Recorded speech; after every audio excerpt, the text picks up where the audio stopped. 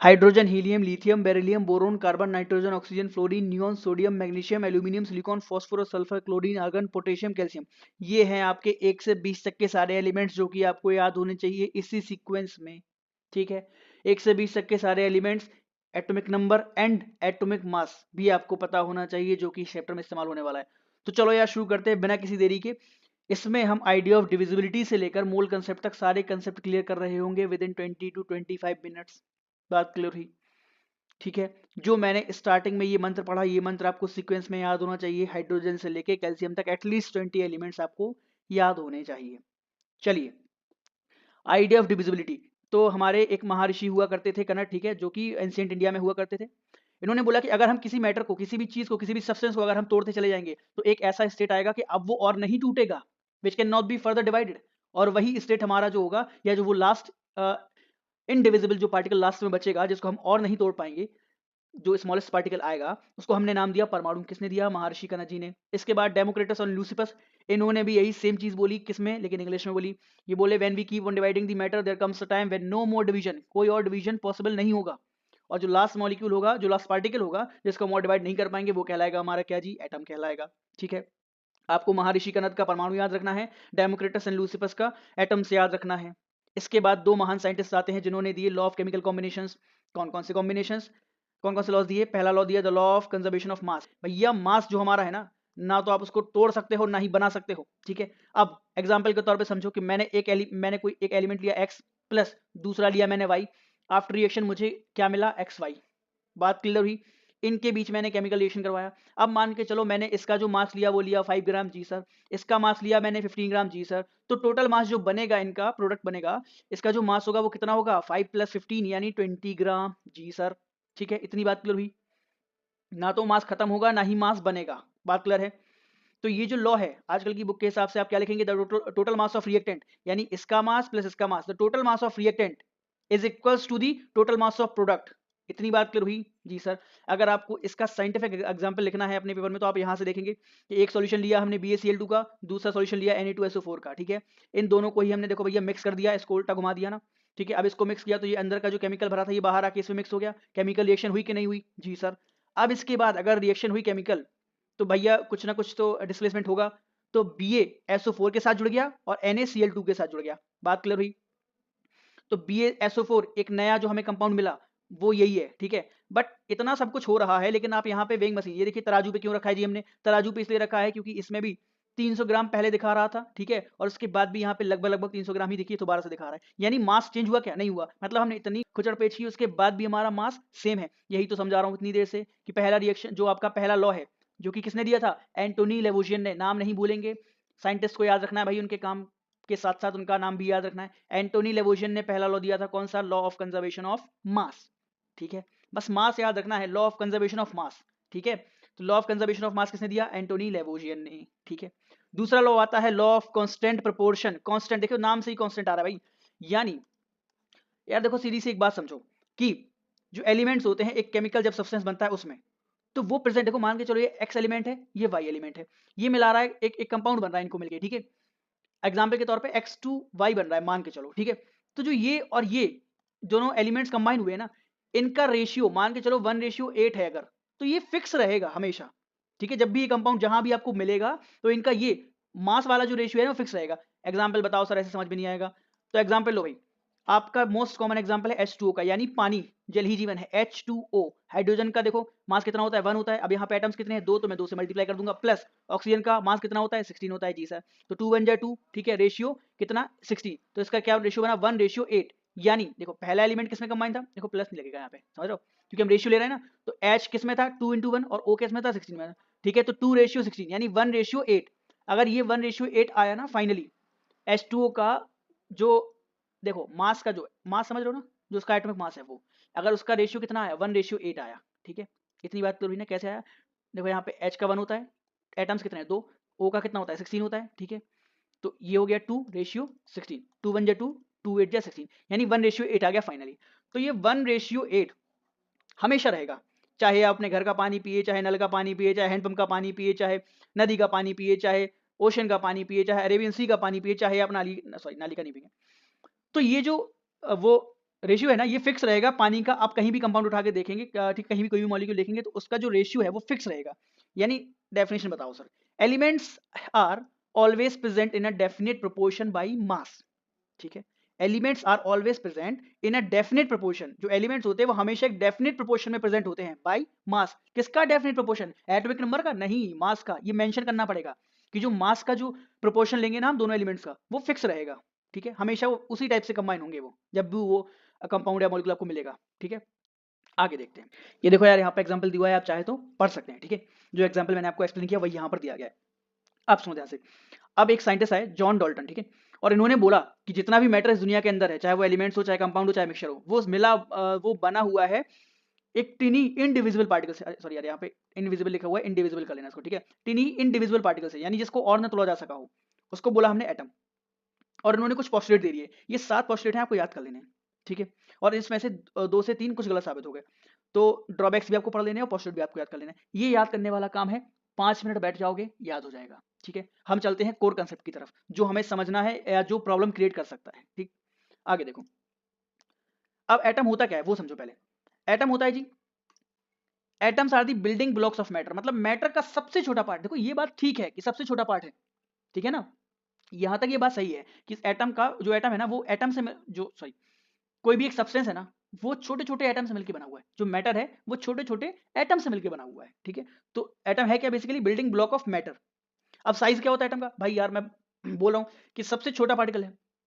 यहां पर एक कंपैरिजन दिया गया है कि जब आप more than millions of atoms को मिला देंगे, मतलब लाखों एटम्स को आप जब मिला देंगे ना, एक साथ उनको रख देंगे, एक स्टैक, मतलब एक खड़ा कर देंगे ऐसे एक लाइन में। ठीक है, ऊपर से ऐसे, नीचे से ऊपर तक, एक साथ, एक के ऊपर एक एटम को। और आप जब ऐसे ऐसे मिलियंस ऑफ एटम्स मिला देंगे, तब भी जाके उसकी जो मोटाई है ना, वो इतनी नहीं हो पाएगी जितनी आपकी कॉपी के एक पेज की है। समझ रहे हो? अब कंपेयर कर सकते हो, सोच सकते हो कि कितना छोटा होता है एक एटम। तो इसकी जो यूनिट ली गई है वो ली गई है 1 नैनोमीटर। ठीक है, तो ये देखिए यहाँ पे लिखा हुआ है 1 meter is equal to 10⁻⁹ nanometer. ये आपने पहले भी पढ़ रखा होगा। ठीक है, अब सुनो, आपको एंशिएंट सिंबल्स पढ़ने नहीं है, आपको पढ़ने हैं जो अभी मॉडर्न सिंबल्स चल रहे हैं। ये बहुत जरूरी चीज है, आपको याद करनी है 1 से लेकर 20 तक। अब यहाँ पर एक चीज है, एक छोटी सी ट्रिक है। जनरली मैं इसको प्रमोट नहीं करता, बट अभी क्योंकि चाहिए है तो जरूरत है तो कुछ भी करना पड़ेगा। अगर आपको एटॉमिक नंबर, है ना, एटॉमिक नंबर अगर आपको इवन मिल जाए तो आप सीधा मल्टीप्लाई 2 कर देंगे, और अगर आपको ऑड मिल जाए तो आप मल्टीप्लाई 2 करके +1 कर देंगे। ये आपका क्या निकल रहा होगा? एटॉमिक मास निकल रहा होगा। इतनी बात क्लियर हुई? ठीक है, ठीक है, किसी एलिमेंट का मास, एलिमेंट्स का एटॉमिक नंबर। ठीक है, मास कैसे निकलेगा अभी देखो कैसे। 6 इंटू 2 करेंगे, इवन है ना तो इंटू 2 कर देंगे। 7 है इंटू 2, यहाँ पर देखो, बट यहाँ पर ऐड 1 नहीं हो रहा है, तो आपको देखना पड़ेगा। बट ठीक है, ये कोई भी ऑथेंटिक ट्रिक नहीं है, बस आपको देखना पड़ेगा एक बार दोबारा से। 8 2 16 हो गया, 9 2 18 +1 किया तभी 19 आया। ठीक है, 10 2 20 हो रहा है, 11 2 ऑड है ना तो +1 करना पड़ेगा, 22 + 1 23। ठीक है, 12 2 24। ठीक है, 13 2 26 +1 ऑड है ना, इसीलिए 27 आएगा। ठीक है, तो कुछ कुछ एलिमेंट्स फॉलो करते हैं, आपका काम चल जाएगा, बस इतना याद रखना। आगे देखो, आपको कम से कम करने पड़ेंगे, मैं सजेस्ट करूंगा 20 तक। और यहाँ पर कुछ जरूरी एटॉमिक एलिमेंट्स दिए गए हैं, एलिमेंट्स को आपको पढ़ लेना है, जैसे आयरन हो गया, कॉपर हो गया, जिंक हो गया, सिल्वर हो गया, आयोडीन हो गया और गोल्ड हो गया। ठीक है, ये कुछ मैंने दिए हैं, 6 हैं एलिमेंट्स, आपको पढ़ लेना है, जरूरी है। आगे देखो, Dalton was the first scientist to use symbols, ये पॉइंट याद कर लेना। दूसरा, जो आप अभी आज पढ़ते हो ना, हाइड्रोजन हो गया, हीलियम हो गया, लिथियम हो गया, इस टाइप से, तो ये जो किसने दिया कि आप पहला लेटर या दूसरा 2 लेटर ले लो, ये बताया बर्जीलियस साहब ने। बोला कि भैया that the symbols of an element can be made from 1 और 2 letters of the name of the element. बात समझ में आई? नामकरण कौन करता है? IUPAC, international union of pure and applied chemistry. बात क्लियर हुई? चलो आगे समझो। अब सुनो यार, अभी तक आपने देखा एटॉमिक नंबर क्या होता है, एटॉमिक मास क्या होता है। अब एटॉमिक मास समझो। एटॉमिक मास एक इतनी छोटी चीज है ना कि उसको निकाल पाना बहुत मुश्किल हो रहा था किसी एलिमेंट के, किसी एटम के। तो हमने क्या किया, एक स्टैंडर्ड सेलेक्ट किया। ठीक है, क्या स्टैंडर्ड सेलेक्ट किया? इससे पहले आप एक चीज जानो, ये जो कार्बन होता है ना, उसके कई सारे मासेस होते हैं। यानी अगर आप कहोगे सर कार्बन का एटॉमिक नंबर क्या होता है? 6, तो 6 2 12। बट इसके अलावा कार्बन का एक 12 मास भी होता है, कार्बन का एक एटम होता है इसका 13 मास भी होता है, और कार्बन का एक एटम होता है इसका 14 मास भी होता है। ठीक है, जनरली इनको आइसोटोप्स बोलते हैं, अगले चैप्टर में सब समझाऊंगा। अभी इतना समझ लो कि कार्बन के 3 डिफरेंट डिफरेंट मासेस होते हैं। ठीक है, तो हमने उसमें से कार्बन जिसका 12 मास होता है, हमने वो वाला एटम उठाया। ठीक है, और कहाँ रखा? यहाँ रखा। बात समझ आई? अब समझो, अब हमने उसको उठाया और यहाँ पर रखा, और उसके टुकड़े किए, कितने? 12 टुकड़े किए उसके। ठीक है, जैसे पिज्जा के स्लाइस होते हैं ना, इस टाइप से, इस टाइप से। ठीक है, इसके मैंने 12 टुकड़े किए, अभी पता नहीं कितने, 1 2 3 4 5 6 7 8 8 ये 9 है सॉरी। अब मैंने ऐसे इसके 12 टुकड़े किए, ठीक है, और 12 में से मैंने इसका एक स्लाइस बाहर निकाला। ठीक, ये क्या कर रहा है सर, पिज्जा क्या दिला दी। चलो इधर देखो, अब मैंने तराजू लिया, ठीक है, ये कौन सा तराजू है, पुराना वाला तराजू है, ठीक है, मैंने लिया तराजू, और इसका जो एक स्लाइस लिया था ना, क्या था, 1/12 पार्ट था, है कि नहीं, है कि नहीं भाई, 1/12 part of carbon 12 atom, carbon 12 atom ना, क्योंकि ये ऐसा मैंने एटम लिया है कार्बन का जिसका मास कितना है 12 है, तो मैंने 1/12 स्लाइस ली है, 1/12 पार्ट लिया है किसका, कार्बन 12 एटम का, और इस पूरे को उठा के मैंने रख दिया यहाँ पे, तो मैं इसको बोलूँ 1/12 पार्ट ऑफ कार्बन 12 एटम, इसको मैंने रखा एक तरफ। और मैंने जो हाइड्रोजन था ना भाई, हाइड्रोजन का एक एटम, देखो हाइड्रोजन का मास कितना होता है, एक होता है, इसीलिए मैंने हाइड्रोजन का एक एटम मैंने यहाँ पे रख दिया, ठीक है, हाइड्रोजन का एक एटम, तो दोनों का जब मास देखा तो बराबर आ रहा था भाई, तो सीधी सी बात हम लोगों ने निकाली कि जो एक एटॉमिक मास यूनिट होता है, मतलब कुल मिला के एक समझो, अभी एक जो यूनिट होती है ना मास की, एक, वो बराबर होती है 1/12, ठीक है, ऑफ कार्बन 12 एटम, इसके बराबर होती है। ध्यान से समझो, एक बार और बता रहा हूं कि कार्बन एटम के बहुत सारे मासेस होते हैं, तो हमने वो वाला एटम लिया जिसका मास होता है 12, ठीक है, जिसका मास होता है 12। अब मैंने किया कंपैरिजन, तो हाइड्रोजन का मास कितना होता है, 1 होता है, ठीक है, तो मैं इसी के रिस्पेक्ट में निकाल लूँ कोई चीज़, ठीक है। अरे भाई सीधी बात समझो, एक सीधी सिंपल सी बात समझो कि यार जैसे मान के चलो कि कोई एक टॉफी आ रही है, ठीक है, कोई एक टॉफी आ रही है 1 रुपए की, ठीक है, अब उसका प्राइस है क्या, मान लो मुझे किसका पता है, डेयरी मिल्क का पता है, डेयरी मिल्क 10 रुपए वाली डेयरी मिल्क का पता है, ठीक है, तो मैं 10 रुपए वाली, देखो डेयरी मिल्क के बहुत सारे वेरिएंट आते हैं ना, 10 वाली भी आती है, 50 वाली भी आती है, 100 रुपए भी आ रही होती है, ठीक है, तो अब मैंने 10 वाला लिया, 10 वाली डेयरी मिल्क ली, और 10 वाली डेयरी मिल्क के प्राइस के 1/10 पार्ट निकाला। अरे भाई 1/10 पार्ट कितना होगा, 1 ही होगा ना, तो 1/10 पार्ट लिया मैंने किसका, डेयरी मिल्क का, जिसका प्राइस कितना है, 10 रुपए है, ठीक है, ये चीज समझो, ये चीज कि डेयरी मिल्क जिसका प्राइस 10 रुपए है, उसका 1/10 प्राइस लिया मैंने, वो किसके बराबर होगा, 1 रुपए वाली टॉफी के बराबर नहीं होगा जी, होगा कि नहीं होगा, कंपैरिजन चल रहा है यहाँ पर, कंपैरिजन समझना है, कंपैरिजन बहुत जरूरी है समझना, यही सेम चीज तो हम यहाँ पर कर रहे हैं कि मैंने कार्बन एटम लिया, कौन सा वाला, जिसका मास था 12, समझ रहे हो, तो कार्बन 12 एटम लिया मैंने, और उसका 1/12 पोर्शन का मास निकाला, जो कि बराबर आ रहा था हाइड्रोजन के एक मास के बराबर। इन दोनों का जब मैंने मास किया, एक तराजू में रखा, एक तराजू में रखा, ठीक है, मान के चलो ये एक तराजू है, इस पे रखा और इस पे रखा, ठीक है, और इनका जब मैंने वेट किया ना, तो दोनों का बराबर आ रहा था, तो यहीं से मैंने एक स्टैंडर्ड सेलेक्ट किया कि एक एटॉमिक मास यूनिट, ये क्या होता है, यूनिट होती है, ठीक है, बस जनरली इतना रखना, यूनिट होती है, इसको जनरली हम यू से नोट करते हैं, पहले एएमयू बोलते थे, अब बस यू बोलते हैं, एटॉमिक मास यूनिट या यूनिट, तो एक यूनिट की वैल्यू होती है 1/12 ऑफ कार्बन 12 एटम, इसके मास के बराबर होती है, बस इतना याद रखना है, ठीक है, इतनी बात हुई, आप समझो ध्यान से, आगे देखो। अब यार एटम एग्जिस्ट कैसे करते हैं, ये समझना है। एटम देखो भाई, एटम एग्जिस्ट का मतलब क्या हो रहा है, जैसे आपके घर से परमिशन होगी भैया, एग्जिस्ट का मतलब होता है क्या, आप अकेले जा रहे हो घूमने, बाजार जा रहे हो, अकेले घूमने जा रहे हो, कोई नहीं कुछ कह रहा है, घर वाले कह रहे हो, ठीक है, मजे ही मजे।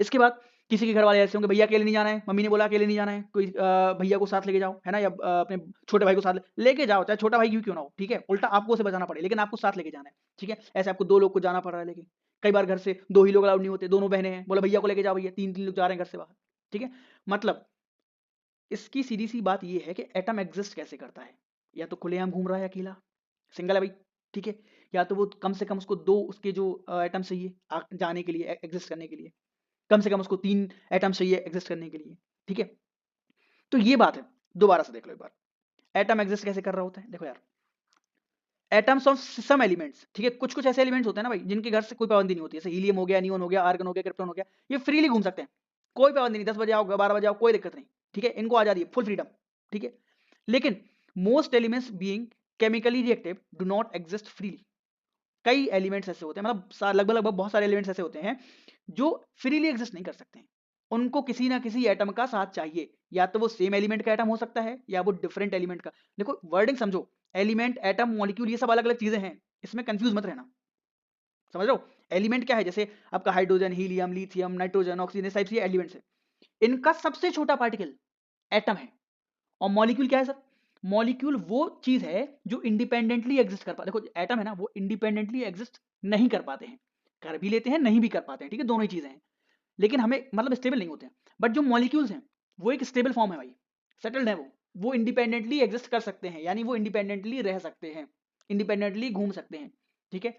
अब मॉलिक्यूल कोई एक चीज से नहीं, मॉलिक्यूल ना बहुत सारे एटम से मिलकर बनता है। मॉलिक्यूल का सीधा सीधा सा मतलब होता है, देखो यहाँ पे लिखा हुआ है, मॉलिक्यूल क्या होता है, molecule is a group of two or more atoms chemically bonded together, ठीक है। आपने सुना होगा क्या, आपने सुना होगा भैया H2 सुन रखा होगा, यहाँ पे देखो ये मॉलिक्यूल ही तो है, यहाँ पे H का एक एटम और दूसरा एटम। आपने O2 सुना होगा, यहाँ पर क्या है, ऑक्सीजन का एक एटम और ऑक्सीजन का दूसरा एटम, ठीक है, ये दोनों मिलकर O2 बना रहे हैं। समझ रहे हो ना इस बात को। जैसे H2O आपने सुन रखा होगा, तो ये कंपाउंड का मॉलिक्यूल है, ठीक है, कंपाउंड का मॉलिक्यूल है। H यहाँ पर देखो, H के दो एटम और ऑक्सीजन का एक एटम। बात समझ लो, इतनी बात क्लियर हुई। मतलब चाहे वो सेम टाइप के एलिमेंट हो, चाहे डिफरेंट टाइप के सॉरी, चाहे आप सेम टाइप के एटम्स लो, चाहे डिफरेंट एलिमेंट्स के एटम लो, बस वो केमिकली बॉन्डेड हैं अगर साथ में, ठीक है, तो वो मॉलिक्यूल कहला रहा है। इतनी बात क्लियर। मॉलिक्यूल की जरूरत क्या है, मॉलिक्यूल की जरूरत ये है कि मॉलिक्यूल इंडिपेंडेंटली एग्जिस्ट कर सकता है। एटम कर भी सकता है और नहीं भी कर सकता है, दोनों चीजें हैं। जनरली एटम नहीं करता है, नोबल गैसेस करती हैं मोस्टली। नोबल गैसेस क्या है मत समझो, अभी अभी अगले चैप्टर में सब बताऊंगा, ठीक है। एलिमेंट्स ही होते हैं, ऐसे समझो, आपकी जो पीरियोडिक टेबल है ना उसके अंदर है नोबल गैसेस, ठीक है। अब सुनो आगे।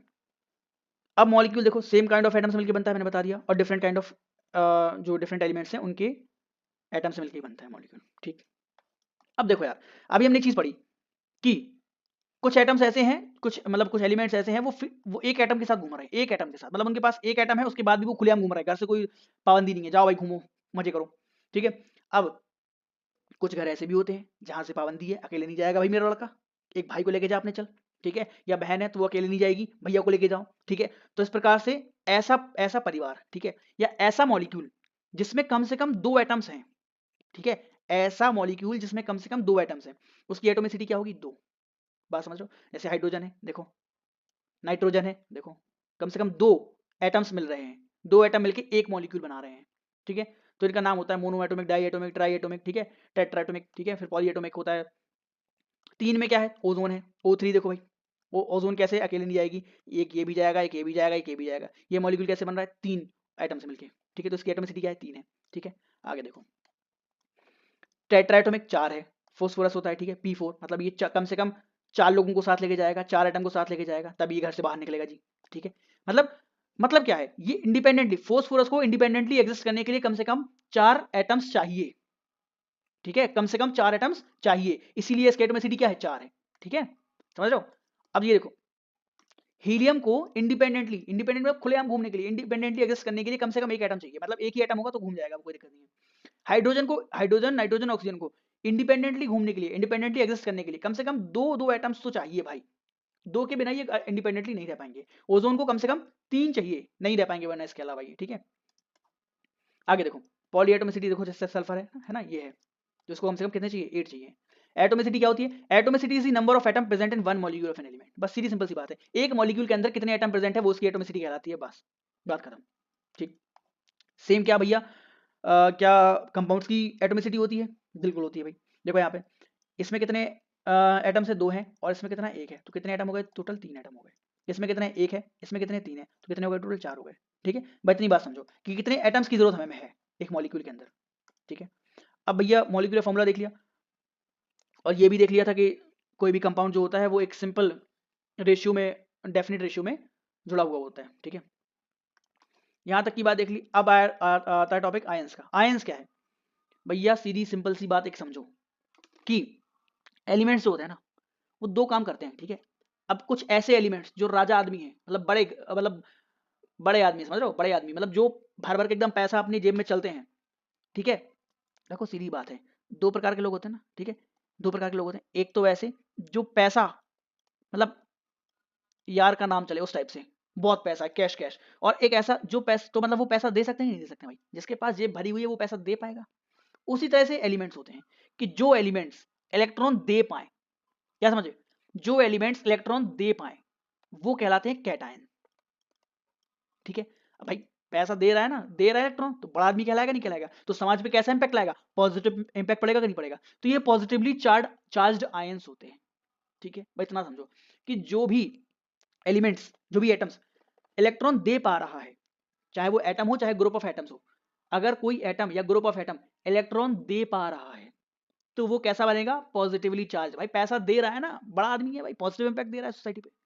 और जो एटम या ग्रुप ऑफ एटम इलेक्ट्रॉन्स ले रहे हैं वो एनायन कहलाएगा। बेचारा गरीब है ना, वो इलेक्ट्रॉन्स ले रहा है तो वो कैसा, भैया कर्जदार आदमी है, भैया इसको पैसे ना देना लौटाता नहीं है ये, तो वो इलेक्ट्रॉन्स ले रहा है इसलिए उसका नाम क्या है, एन आयन। एक बेचारा गरीब, ठीक है, एटम, उसको क्या बोल रहे हैं, एन आयन बोल रहे हैं। तो वो समाज पे कैसा इंपैक्ट डाल रहा है भाई, वो डाल रहा है नेगेटिव इंपैक्ट, लोन ले रहा है भैया वो, ये लोन दे रहा है, ठीक है, तो ये पॉजिटिव है, और जो नेगेटिव होता है वो एनायन होता है। इतनी बात समझ आई। देखो पॉजिटिवली चार्ज एटम्स होते हैं वो कैटायंस कहलाते हैं, ठीक है, और नेगेटिवली चार्ज एटम्स वो एनायन कहलाते हैं। बस सीधी सिंपल सी बात। नेगेटिवली चार्ज जो इलेक्ट्रॉन्स लेते हैं वो क्या कहलाते हैं, एनायंस कहलाते हैं। एग्जाम्पल लिखा हुआ है नीचे। अब रेडिकल्स क्या होता है, ऐसे समझ लो कि जो कंपाउंड्स होते हैं, जो कंपाउंड्स होते हैं, अगर वो कंपाउंड्स इलेक्ट्रॉन दे रहे हैं यानी लूज कर रहे हैं तो वो आपके, ऐसे समझ लो जो एटम्स के ऊपर चार्जेस होते हैं वो एनायंस और कैटायंस कहलाते हैं, वो आयंस कहलाते हैं। जिन एटम्स के ऊपर चार्जेस होते हैं वो आयंस कहलाते हैं, और जिन कंपाउंड्स के ऊपर चार्जेस होते हैं पॉजिटिव या नेगेटिव वो रेडिकल्स कहलाते हैं। बस सीधी सिंपल सी बात। आगे बढ़ो भाई, मेरी बात मानो, ये चार्ट याद कर लेना, ये बिना चार्ट याद किए मत जाना। ये चार्ट याद हो गया ना पूरा पेपर सॉल्व हो जाएगा। बस ये चार्ट याद कर लेना, बस सीधी सिंपल सी बात। वैलेंसी क्या है, valency is the combining capacity of an atom, किसी एटम की कंबाइनिंग कैपेसिटी, मतलब वो कितने लोगों से व्यवहार बना सकता है, कितने लोगों से दोस्ती, कितने लोगों से हाथ वाथ मिला सकता है भाई, है ना, कितनों से दोस्ती बना सकता है, वो एक वैलेंसी होती है। ये वैलेंसी लिखी हुई है, देखो +1 +1 +1 +1 +2 +2 +2 +2 +2, ये याद कर लेना। देखो +3 है, इसकी -3 है, इसकी -3 है, ठीक है, तो ये याद कर लेना। आगे देखो, अब ये चार्ट आपको कैसे हेल्प करेगा वो मैं अभी बताता हूँ। अब भैया राइटिंग क्या केमिकल फॉर्मूला, ठीक है, कैसे लिखेंगे, देखो कुछ नहीं करना है, एल्यूमिनियम क्लोराइड का बनाना है, तो एल्यूमिनियम में एल्यूमिनियम दिख रहा है ना, एल्यूमिनियम फेमिलियर है तो Al लिख दो, ठीक। क्लोराइड में मुझे क्लोराइड नहीं पता, मुझे बस क्लोरीन पता, तो मैं Cl लिख दूंगा। बात क्लियर हुई। अब मैं जाऊंगा पीछे और मैं यहाँ देखूंगा कि भैया एल्यूमिनियम का कितना चार्ज, ये आपको याद करना है, ये चार्ट के बिना कुछ नहीं होगा। एल्यूमिनियम पे कितना है, देखो भाई 3 है, साफ साफ मुझे दिख रहा है, और लगे हाथ क्लोराइड का भी देख लूँ तो 1 है, ठीक है।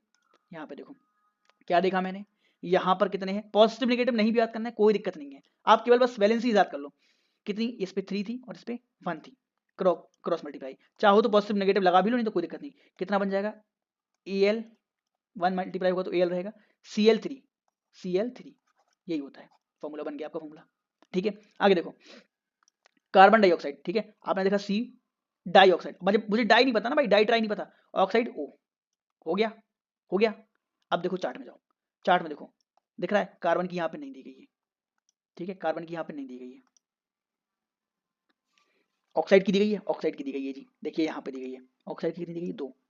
बात समझो, समझो, कार्बन की होती है 4, मुझसे अभी लिख लो, ठीक है, कार्बन की 4, बस याद कर लो। कार्बन की देखो यहाँ पे, तो कार्बन के नीचे मैंने 4 लिख दिया, ऑक्सीजन के नीचे मैंने कितना लिख दिया, 2 लिख दिया, ठीक है। अब यहाँ पर मुझे दिख रहा है इन दोनों से कट जाएंगे ना, 2 बन जाए 2, 2 2 जा 4, रेशियो है तो कट जाएगा, तो क्या बन रहा है, अब करो क्रॉस मल्टीप्लाई, तो CO और 2 बन गया फॉर्मूला, CO2 कार्बन डाइऑक्साइड का यही होता है कि नहीं होता है, ठीक है। आगे देखो मैग्नीशियम सल्फेट, मैग्नीशियम सल्फेट, मुझे मैग्नीशियम में क्या दिख रहा है, Mg दिख रहा है, सल्फेट में क्या दिख रहा है, S दिख रहा है, बाकी मुझे नहीं पता अभी, अभी हम यहाँ से देखेंगे। ये चार्ट याद करनी है भाई, मैंने बार बार बोल रहा हूँ। सल्फेट कहाँ है भाई, सल्फेट कहाँ है, ये देखो SO4 2 नेगेटिव, क्या होता है SO4 2 नेगेटिव, यहाँ पे देखो 2 नेगेटिव है, और SO4 सल्फेट को SO4 लिखते हैं, ठीक है। अब मैग्नीशियम को देख लो भाई, मैग्नीशियम को Mg+2+, इस पे कितनी है वैलेंसी 2, और इस पे कितनी है -2, समझ लो।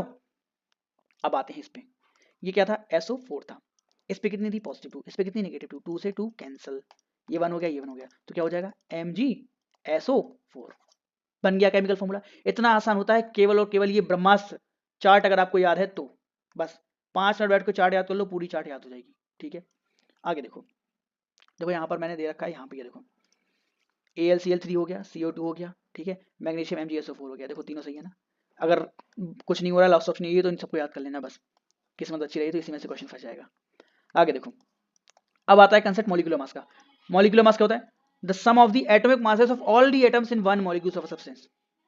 मॉलिक्यूलर मास, मॉलिक्यूलर मास क्या होता है भैया, मॉलिक्यूलर मास होता है, कुछ नहीं होता है मॉलिक्यूलर मास, बस इतना समझो कि एक आपके पास कोई मॉलिक्यूल है, ठीक है, H2O पानी का कोई मॉलिक्यूल है, उसका जितना टोटल मास होगा, टोटल वजन होगा। अब हाइड्रोजन का एटॉमिक मास कितना होता है, हाइड्रोजन का होता है 1, अब इसके पास लेकिन 2 एटम्स है ना, तो अपन 2 से मल्टीप्लाई कर देंगे, प्लस ऑक्सीजन कितना है, ऑक्सीजन का मास कितना होता है 16, ठीक है, 2 1 जा 2 प्लस 16, टोटल कितना हो गया भैया 18, यही 18 आ गया आपका क्या मॉलिक्यूलर मास, और यूनिट क्या होती है AMU, यू लगा दिया आपने, ठीक है।